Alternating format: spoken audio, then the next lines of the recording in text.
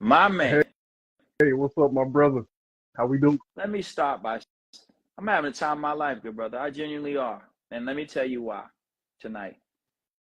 Knowing that you're what's coming up behind us moves me. I really Thank you. need you to understand that. I really do need you to understand that. Those of us in here getting our heads split open, trying to make sure that brothers like you can exist, can live, can create academic experiences for our children by our people. Because a lot of us wonder, Yeah, who's coming next? Like who got next? Because we can't do this yeah, forever. yeah. I appreciate that, man. That means the world. It's earned. I have nothing but respect for the work you do. Talk to me about how you got involved in education. Yeah, man. I come from a household and family of educators. So my mom was an educator in Chicago for 30 something years, a principal too, south side of Chicago. Her aunt was an educator. Her mom, my grandmother, was a social worker. My maternal grandmother was an educator. I mean, my I have uncles in politics. Like I come from a family who's involved in service. And I always saw my mom like she's a passionate person. That's where I get a lot of my fire from. And I saw that she would treat her students the same way she treated us. Like there was no like difference. The love we had, she had for us was the same love she had for them. And I can recall like us just going to after school programs where they focused on engaging the whole community and the families. She would, in the mornings when we went to church, she would take a detour and pick up her students. And I remember one time, I think I had to be probably like fourth grade. Went to Washington D.C. because she started a fundraiser to raise money for her students from the south side of Chicago. She took like 30 something kids for their graduation trip to go there.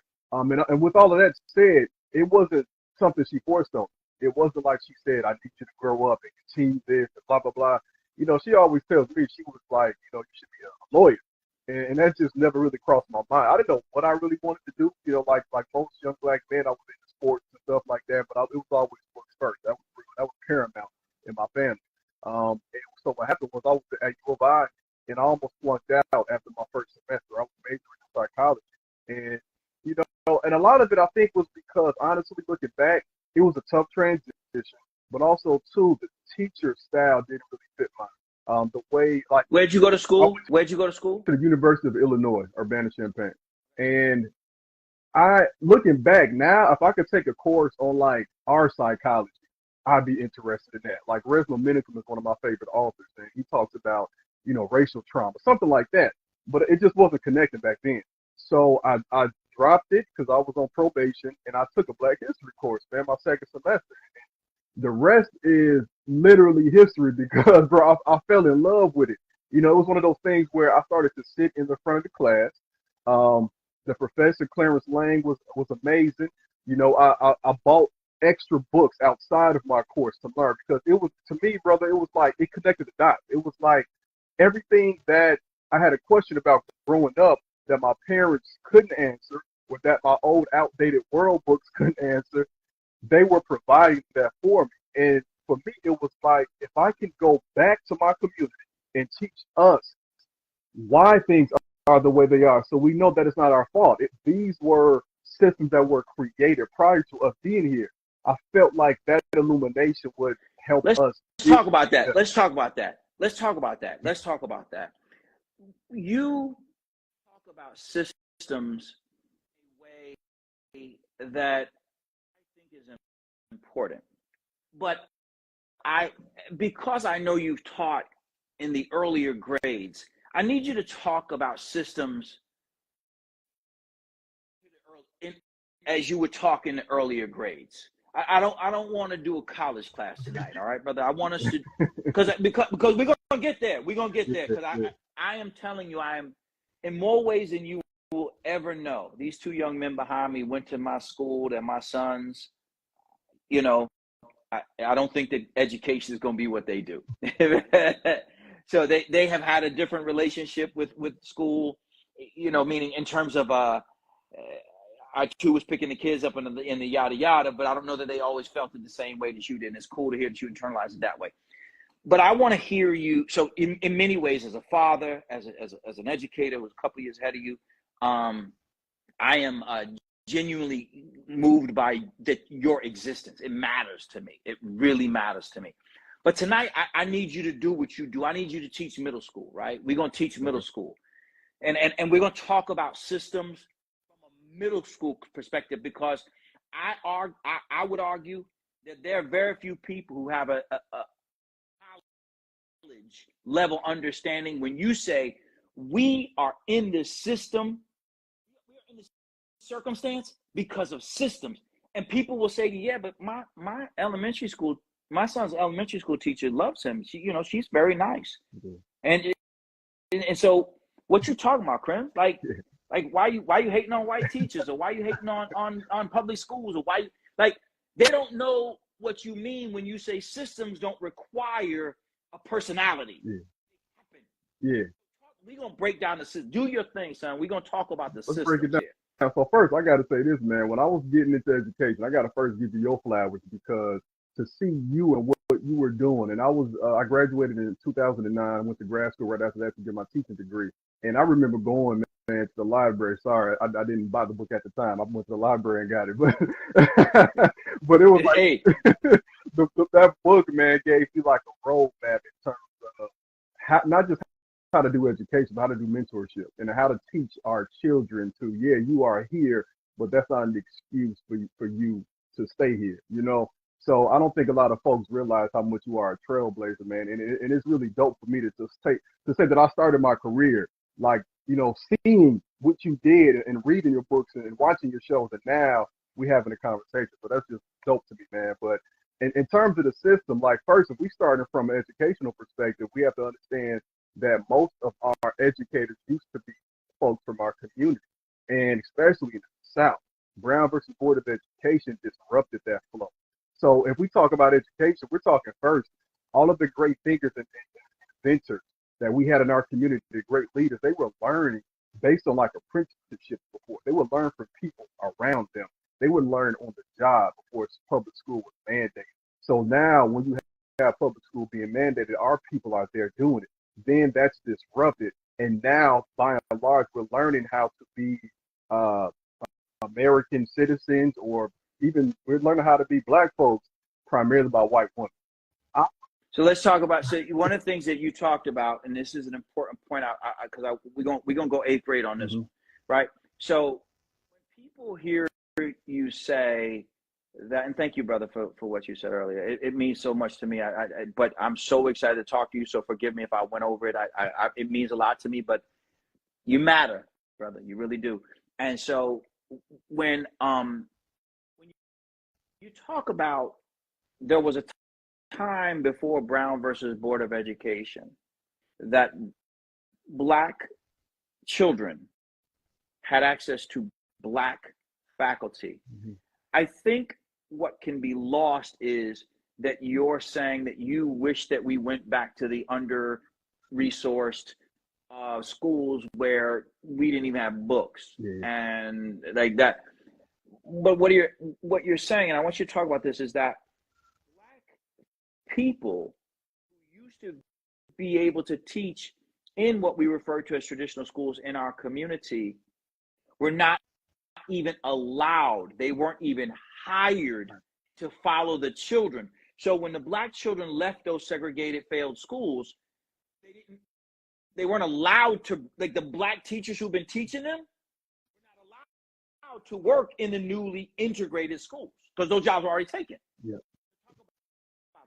Yeah, that's exactly what it was. So, I'm definitely not saying that we should go back in terms of not having that law in place. But I think in terms of that Supreme Court decision, I think a lot of us in our community were probably striving more to say we should be able to go where we want. If we want to learn from this school, we should be able to. If we want to go to this school, we should be able to, because sometimes those schools are right near us and we couldn't go to the school that was majority white. But also, too, we wanted an integration of the resources. We were paying taxes and we weren't even getting them. So that's what I think that's the biggest thing. That's the say that. We have to think about who are we even learning about that era from?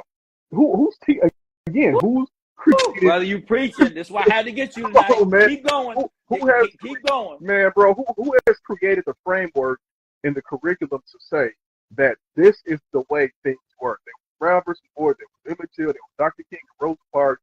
Malcolm X came along. He wanted to kill everybody. That's what they say. You know, he didn't like Dr. King. They both got assassinated, but we got legislation from LBJ and everything's better. That's how we're taught about that.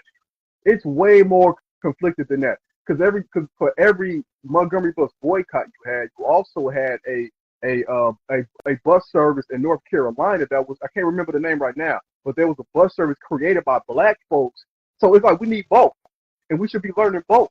So that's what we lose when we lose black educators, because only we can tell some stories because we lived it. There are certain times I Google something, I'm looking for a story that I know. Sometimes when I find things, man, I just have an inclination that this probably happened. But sometimes you can't find it because we come from a tradition of real oral history. It may not have been documented yet.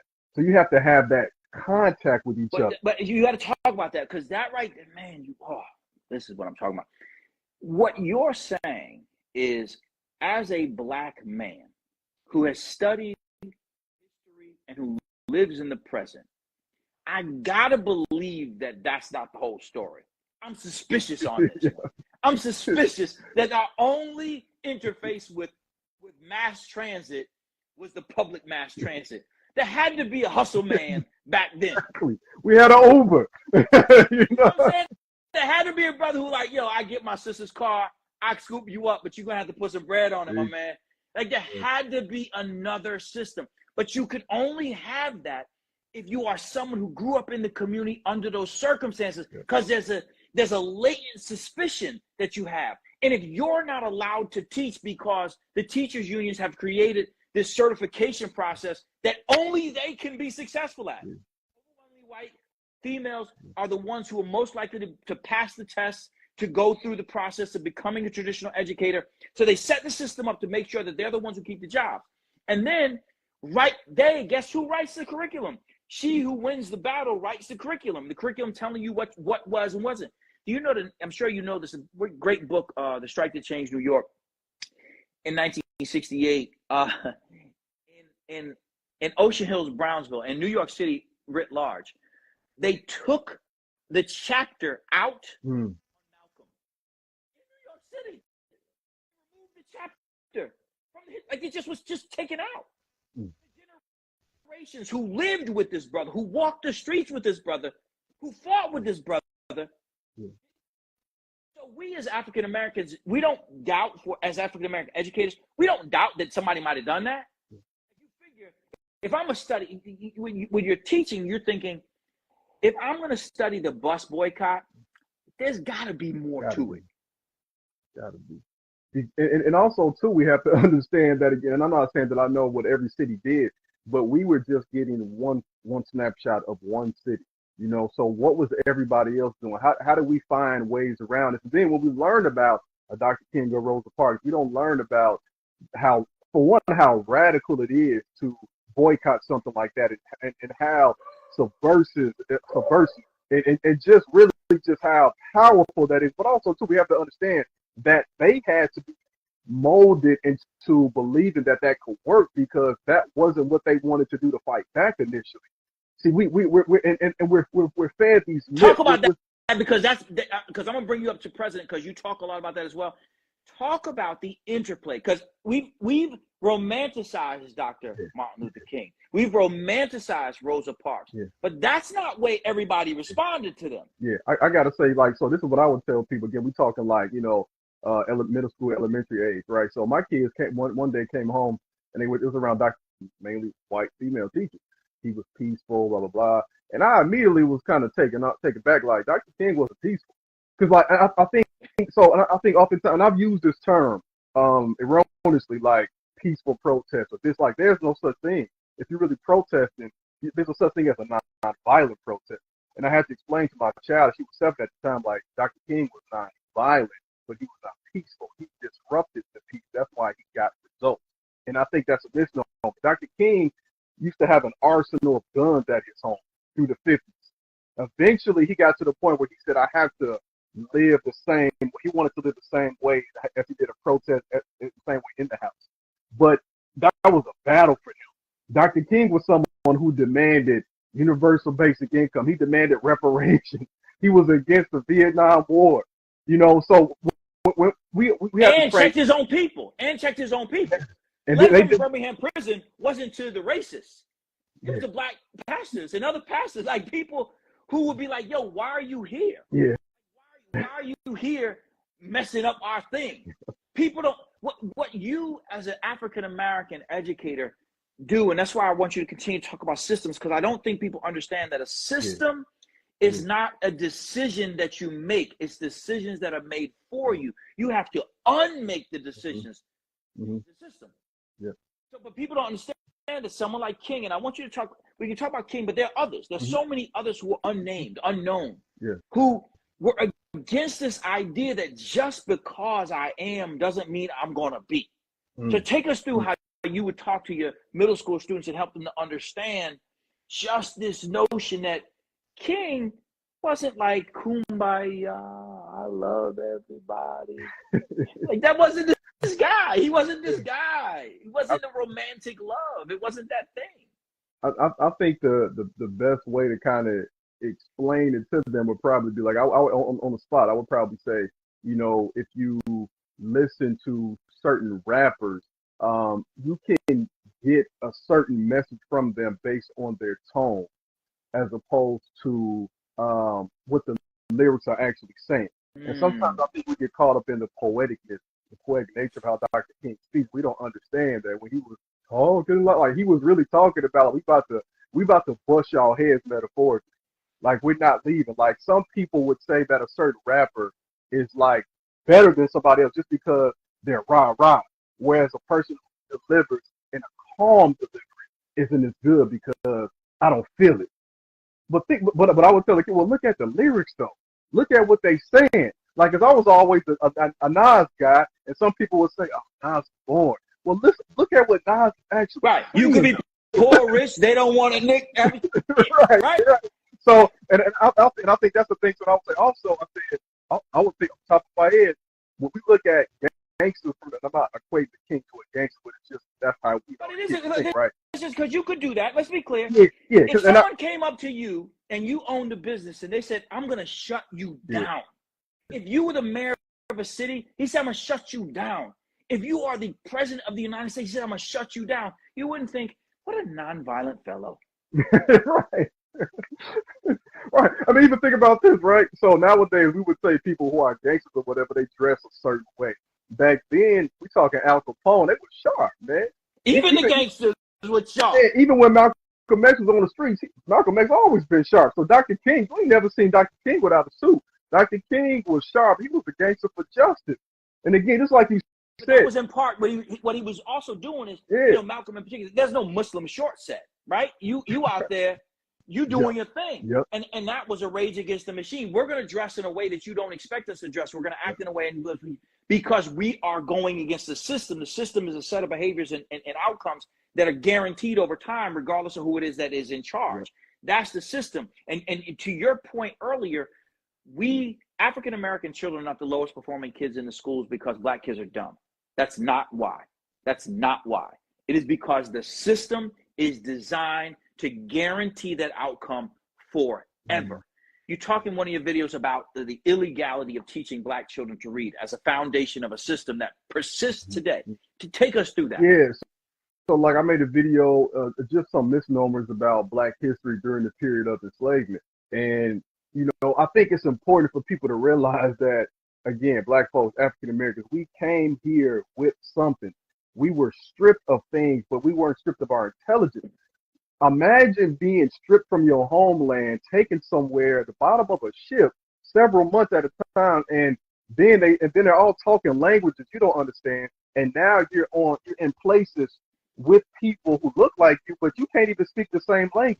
And everybody's speaking something foreign. Like I have a hard enough time. Like if I was speaking Spanish, if I go to a different country, they speak Spanish. I'm on the app, and they probably looking at me laughing. So if I was to use that same logic, they would probably say I'm stupid because I can't speak the language they do.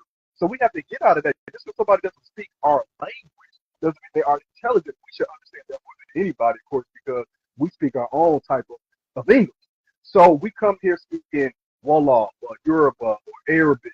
We were scholars. We come from people who created the greatest civilizations, one of the first universities in the world, Timbuktu. So when we come here, if we can't read and write, if we can't read and write in their language, that's important for our kids and our parents to understand. So your child, if they have a, if they're underperforming or whatever, your child is highly intelligent in something. It's just not being communicated in that classroom the way we want to. And I want to say this too in terms of understanding systems. How I would explain it to kids and parents alike is, if we look at stats and we have it disaggregated by like demographic or whatever. Tell me what you mean by disaggregated, because that right there, we got to pause Yeah. there, because that is a really big. Yeah. That is often missed when people are having conversation about educational outcomes. I know we got a bunch of PhDs, and I know y'all are all brilliant, and we love you, and thank you for joining us tonight. And if this is beneath you, we totally get it, but it's not beneath everybody. Yep. Talk about the disaggregation of data and why that's important. Yeah. So if we're looking at data, let's say we say a school has like a 50% graduation rate. We want to look at, okay, was everybody performing at that level, or is it just certain groups? Is it based on, is it gender? Is it, based on race or ethnicity, whatever? So we're going to break it down by categories. So what we'll see is, I'm throwing out some numbers. I don't have all the Sure. But let's just say that I think let's say 25% of maybe black kids are reading like at or above grade level in math. And then let's say it's like 60% for white kids or whatever. Which is about right. Those are real numbers. Those are not assigned to any particular school. Yep. But if you are in a school that has black kids and white kids, that's about what we refer to as the achievement gap. Yep. 65% to 25%. And I that's think what it is. Less than 10, man. And in the same building. The same building. Yeah. So what we have to do is say, dang, those kids just ain't need to go. We have to say the system or what they're being nurtured under isn't reaching the goal. I would tell my students when I was in the classroom that the end justifies the means. It's not just a saying. If that's the result we're getting, that's because, and nobody is raising hell about it, that's because that's what we intended to get. That's what we wanted to happen. 5 to 10% in some school districts is insane. Because so again, it's not that the flower can't grow, it's that the flower is not in the right environment. You're trying to plant a flower in the wintertime. You need to, you know what I'm saying? So we're gonna say that because this is what you're talking about the system. But one of the things that you're talking about that people don't realize is, very simply, the overwhelming majority of your black sons and daughters are in elementary classrooms with white teachers. Doesn't make them bad people, just makes them white teachers. In the same way that we know that you can't come to cookout with raisins in the potato salad. Right. There are certain things that we consider cultural mores. There's just certain things that are consistent with the community within which you come. If you know that the majority of the children who are identified as having behavioral problems are selected by the time they're 5 years old by people who don't understand their behavior, if you're aware of the fact that there is no disincentive for over-identification of behavioral issues, but in fact an incentive, an actual financial incentive. The more special needs children you have in your school, the more money you get for those kids. That's just a fact. The more middle-class, largely white, suburban teachers get to come work in that building. That's just a fact. That's just the way it works. You don't have to like it. It's just the way the system is set up. So the incentive is, if you identify these children as having behavioral needs, you play into this idea that black boys in particular are bad and white boys misbehave. And if you see what that looks like, then you see the foundation of the system. 18% of all kindergartners are African-American. 48% of all out-of-school suspensions are to African-Americans. The math ain't mathing. You got to suspend the hell out of a bunch of kids, like for real, to get to that number. This just doesn't work. And so what many people what happens with a lot of black people in particular, is like, damn, I know somebody's kicking me in my behind, but I don't know who it is because this teacher, she's so nice And the principal, he's so nice, and my child's making A's, but we're not looking at their performance on the state standardized assessments. They're not looking at how much the kids start to stop caring about school. They don't recognize how much time the child has spent in the equivalent of time out. That's the foundation. That's how a system, yep, somebody said that's our son's school right now. That's the system that over and over, whether Chicago or Tallahassee or Hartford or Sacramento or Austin, you can go everywhere in the United States of America and you can find African-American parents who have this exact same story tonight. That's the system. And then here you come talking about teaching people about their history.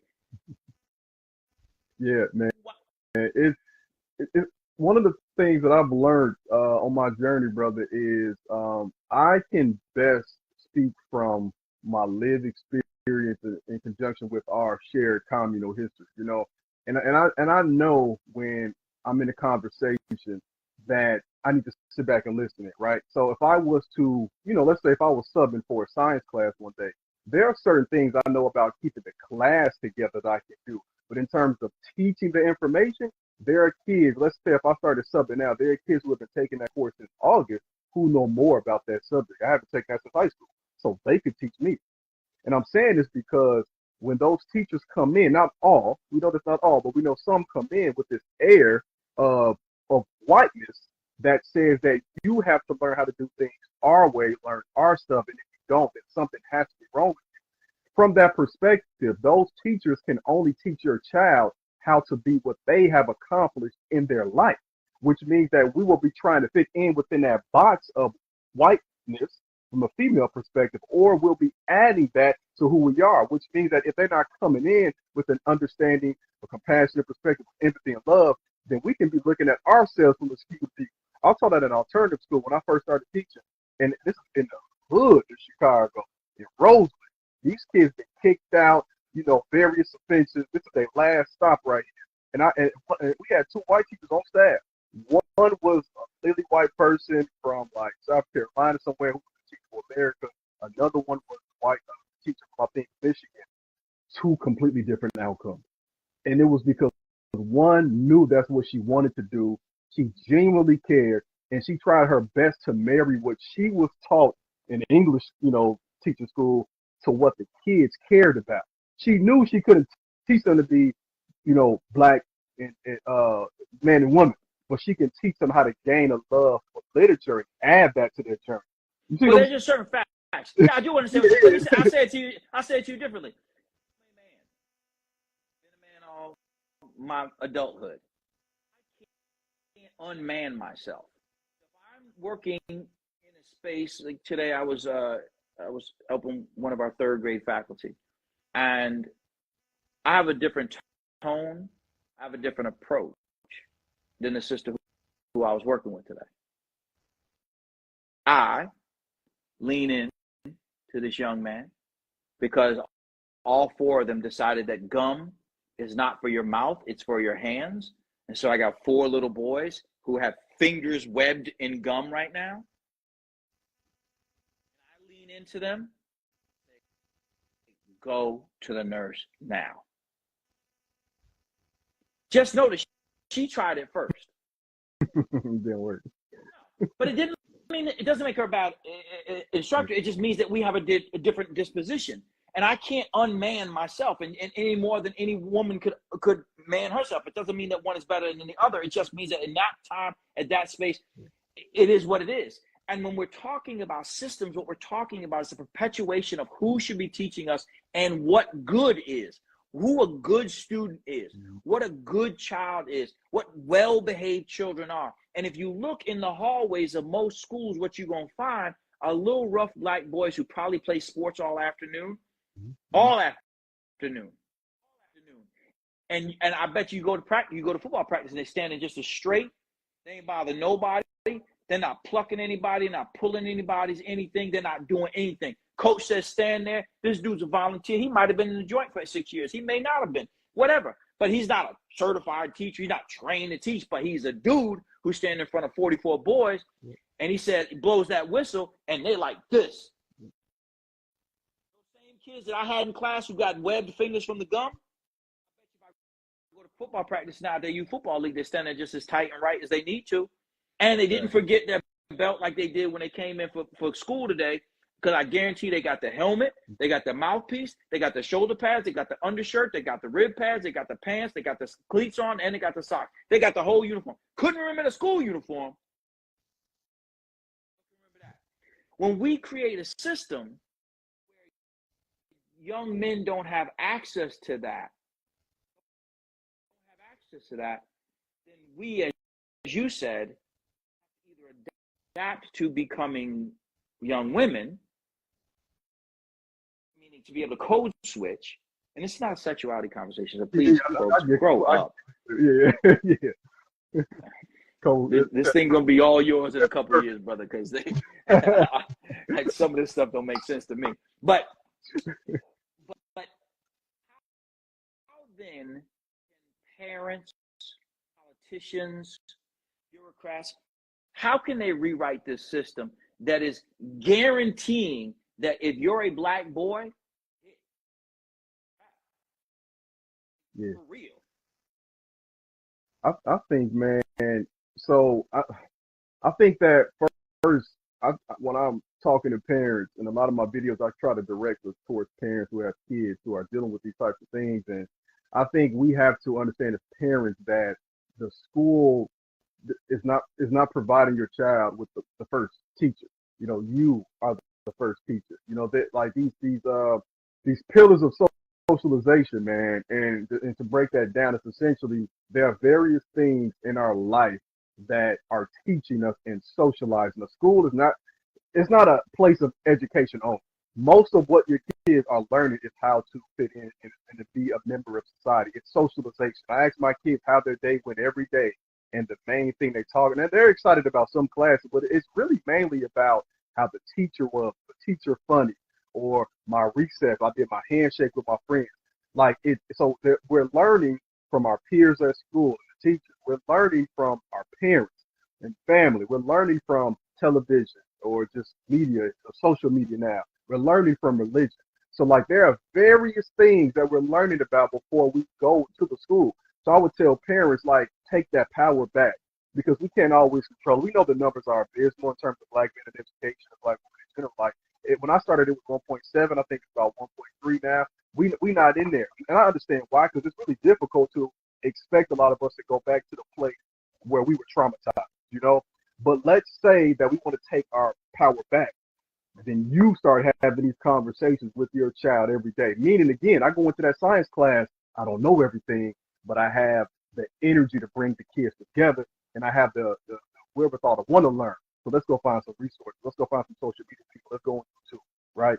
And let's also begin to, another thing I feel passionate about, and on that note too, I'm going to just say, because when our kids get to school, they'll know how to question things, because you'll be countering that. I do that often, because my kids came back in kindergarten talking about slaves, and we had a whole conversation about black people freeing themselves, but how did this white man who fought the war free them? You know, that's what these are things we're learning from. Because if in my story, I'm gonna be the hero, so why wouldn't they say it? You know, right? Right. So, but even beyond that, we have to begin to, you know, how I've grown up, we all wanted to be these hoopers, especially from the '80s on, when I was born, when Jordan was around, man, because that's what we saw. And even now, when we see somebody tall, and I've had to coach myself out of this, but you want to say to a brother, "Oh man, you hoop or you do this, you play football, whatever," and it's been done to me. Even now, people will assume people assume I went to college on a scholarship, basketball scholarship. I'm only 6'2", man. You know what I'm saying? We have to. I'm 5'9", and they thought that I played. You go to a white school, they like, "Why are you here? You must play something." I don't. Right, and you know how we will begin to recruit these kids, boy, like them and us. They got top ranked 4th grade hoopers and 5th grade. Like, bro, this kid just want to have a good time and play, dodgeball. You know what I'm saying? I call them puppy mills. Them puppy mills. They're gross. Yeah. We need to begin to recruit kids for academic purposes, and saying, you know what, the way you answered that question in class, you remind me of a politician, or the way you spoke up reminds me of a, activist or entrepreneur, or you sound like a lawyer, or you sound like this, or you sound like a principal. Because when we start to do that, then we can start showing them people who look like them who did that, and then they'll strive to do it. But then also, if we want to do athletes, let's show them the ones that have had careers after. Let's show them the ones who are doing big things outside. We don't, of course, they know LeBron, but do you know what LeBron does outside of that? Do you know what these folks do outside of that? There was a again, I'm gonna forget the name, but of course, you know Booker T. Washington. He had a mentee who this brother ended up founding Grambling State University. And this dude, this is the early 1900s, of course. This brother was 6'10", 300 pounds. Now, I ain't no NBA then. So when nobody in his ear saying, you're going to the league, you're going to be an O-lineman, you're going to be this. Booker T. Washington even saw he wanted to go a different route, I think, in terms of being a lawyer. He said, no, you are one of my best students. I need you to go here in Louisiana and start this school. And he starts that school. And think about how many people's lives have changed because he wasn't typecast as being an athlete. You're talking about something that's really important, brother, and I really do. I hope families and educators hear this. You can speak a truth into the heart of a child who doesn't know what the truth is. We call our teachers illuminators. And the reason why we call our teachers illuminators is because they're not putting information in, they're turning the light on to all the information that's already there. Think of it as going into a dark room and cutting the lights on. When you turn the lights on, you didn't put the chairs there, you didn't put the table there, you didn't put the stuff on the wall. All you did was make it easier to see. And you can illuminate inside a young person what they can be because they didn't know that such a thing was possible. I didn't know that anyone could open a school before I opened one.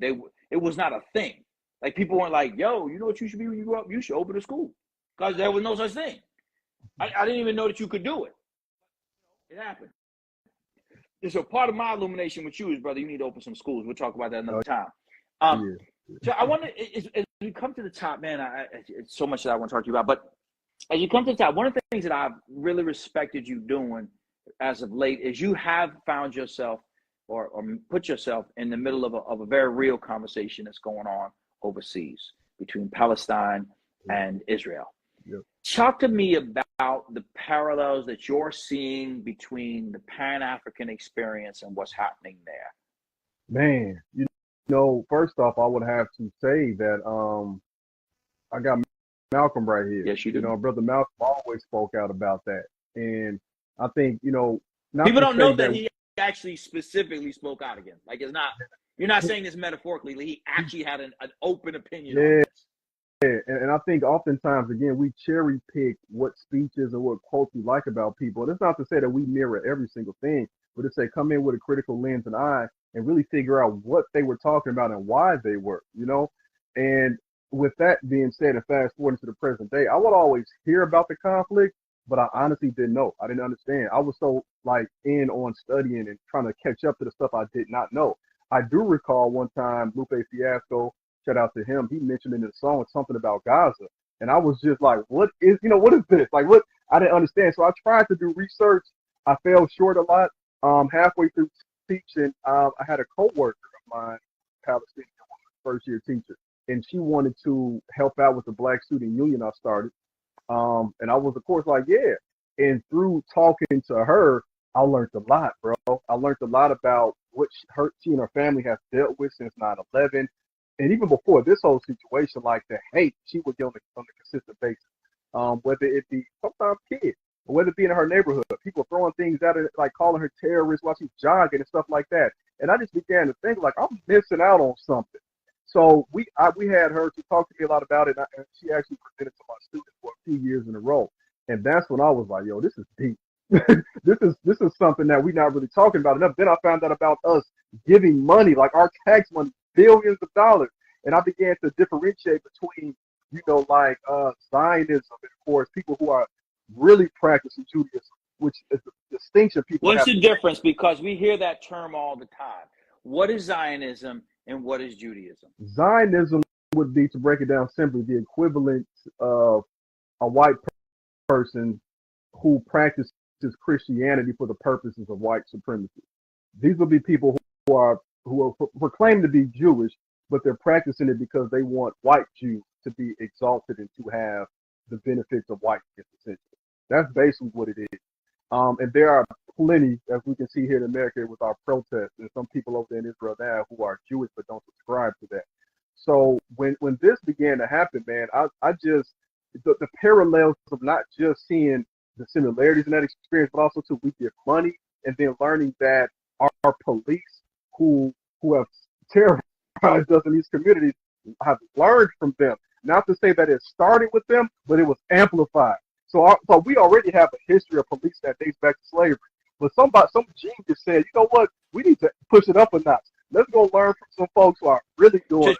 Talk about that, because I don't think I don't know that everyone knows that quite a number of police stations. Go ahead, because I think that, again, we're talking 8th grade tonight. You're right.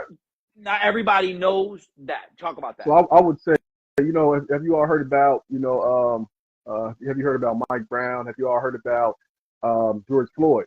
Well, the thousands of officers across the country and some in Minneapolis actually went to this country to learn from their police, not how to do restorative justice or incorporate anti-racism, but to be more strict and more violent with them. And this has been happening for years. So there's the officers who killed Freddie Gray, Tyree Nichols, the police chief in that situation, she was over there recently. So there's a direct correlation, because like if we're giving money so that Palestinian people can be terrorized, and we're also spending our tax dollars to send police over there or to have them come over here and train them to brutalize us. So my thing is, as above, so below. As long as this exists the way it does here, that will exist, and so on and so forth. As long as we continue to support that and it happens, it will continue to happen to us, whether it be systemically or whether it be overt. So, Brother Crim, we're near the top of our man. We gotta do this again. So, talk to people about the work that you're doing now. What you do. Obviously, I've seen you on Instagram and really appreciate. I think passion is a word that's often used, quite frankly, in opposition to intellect. So I'm not going to do that to you. I see you as a brilliant young brother who is carrying the torch for the next generation. When people are talking about the people coming behind us ain't about that life, I got evidence that they're dead ass wrong. So I see you as a learned, humble educator. What do you see yourself doing with the talents that you're developing and that God has given you? First, again, I appreciate that, man. So I taught for 12 years, and I actually resigned last year. And it's because we could talk about it another day, but there's a lot wrong. In the environment I was in, I didn't feel like I was being nurtured correctly, and I felt like I had to minimize so much of what I could truly do, within this system.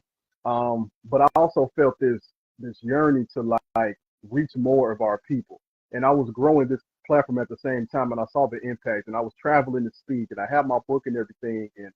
And I say all that to say that when I was teaching, the goal, was to teach. The goal was to get to the end of the school year. The goal was to like make it out my head above the water.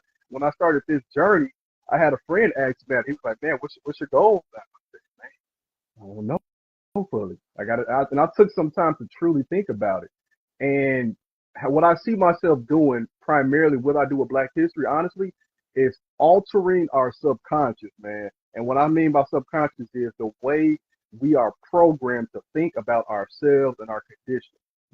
I with these videos I'm putting out, I want to like alter our imagination, our imagination. I want to show us who we truly are. I look at myself as extending or following in the footsteps of Carter G. Woodson today.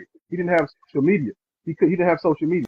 And I'm not way comparing myself to him. I'm No, please don't do that. You ain't gotta do that, brother. Yeah, you ain't gotta do that. And let me just say this. And no. So let me stop you there. Just with all due respect, you are to be compared to Carter G. Woodson. You are, because you're doing what he did in your time. He did what he did in his time, and you're doing what you're doing in your time. He used the platforms that he had, And it'd be like saying that Carter G. Woodson couldn't hold a candle to David Walker. Well, no, because David Walker was a different man, and so no, and they're different times. But it's like saying that who would win in a game, LeBron or Jordan? Yeah. They didn't play in the same time. They don't play in the same game. It ain't really worth comparing. It's just a dumb thing. And so, and I appreciate the humility, but if you don't acknowledge that you're coming from the cloth that Woodson brought forward, then if anything, it's bastardizing the work that they do. You're not saying you're doper than he was, but in your time, you matter in a way that, quite frankly, he doesn't to some people. And you might be the precursor for a lot of people. You might be the introduction when someone says, you know what, our brother Crim do talk about Carter G. Woodson. Who's he? Was he a cornerback for the Steelers? No, that's Rob Woodson. I mean, you get there and you may introduce them to something. So you are from the same family. You are born of the same seed, and so you live on the same truth. So you ain't got to do that with me. You ain't got to do that with me. Yeah, man. I appreciate that. It's really about extending it, because he knew this was a year-long thing. He started with the week. A lot of folks don't even realize that it was just a week. Then it became the month. My mind is I want us to appreciate our history all year round. So it's a lifestyle. My goal is to empower parents so that we can remember that education started in the house. I don't look at myself as helping us progress in anything. I look at myself as helping remind us. I feel like I know I was sitting here to remind us, because the passion I had when I first started taking these courses, the same passion I have now. And I've done various things since then that I don't do anymore. I used to rap. I thought I was like, man, I'm gonna rap. Like, nah. Basketball. I still love watching basketball, but I don't even care that I ain't good as I used to be. But I care. Like, if I don't know something about this, I care because I gotta give it to somebody. You know what I'm saying? So like, I need to keep doing that. I was talking to my wife about this. I believe that what I'm creating here, through the grace of God, is going to develop it to whatever becomes, like, whatever a network is in the future. I don't know what that looks like, because networks don't.